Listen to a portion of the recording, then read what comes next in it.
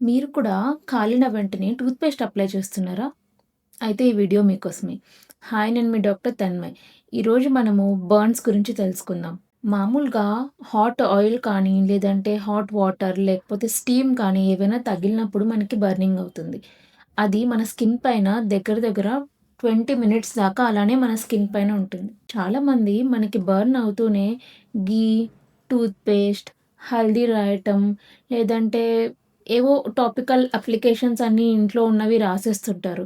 అలాంటివి అస్సలు చేయకూడదు. దీనివల్ల ఏమవుతుందంటే మన స్కిన్ పైన ఒక థిన్ లేయర్ ఫార్మ్ అయిపోయి హీట్ అనేది ట్రాప్ అయిపోతుంది. దానివల్ల హీట్ అనేది లోపలికెళ్ళిపోయి బ్లిస్టర్స్ అనేవి ఫార్మ్ అయిపోతాయి.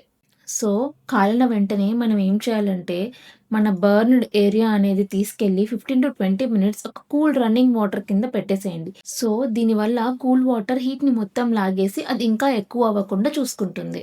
సో, ఎప్పుడు మనం టాపికల్ అప్లికేషన్స్ రాయాలంటే ఏరియా డ్రై అయిపోయిన తర్వాత అలోవెరా జెల్ కానీ, కొంచెం హనీ లేకపోతే ఫార్మసీలో సిల్వర్ బేస్డ్ ఆయింట్‌మెంట్స్ అనేవి దొరుకుతాయి. అలాంటివి కూడా అప్లై చేయటం వల్ల తొందరగా హీల్ అయ్యే ఛాన్సెస్ ఉంటాయి. సో, ఎప్పుడు మనం డాక్టర్‌ని చూడొచ్చంటే బర్న్ ఏరియా పెద్దగా ఉన్నా, చాలా డీప్‌గా బర్నింగ్ ఉన్నా, లేకపోతే చిన్న పిల్లలకి జరిగినా కూడా ఖచ్చితంగా డాక్టర్‌ని కన్సల్ట్ అవ్వండి. మీలో కూడా చాలా మందికి బర్న్ వల్ల స్కార్ ఫార్మ్ అయిందా? అయితే కామెంట్ బిలో. నేను కొన్ని మీకు క్రీమ్స్ కానీ, జెల్స్ కానీ సజెస్ట్ చేస్తాను. Thank you. Because your body knows how to heal.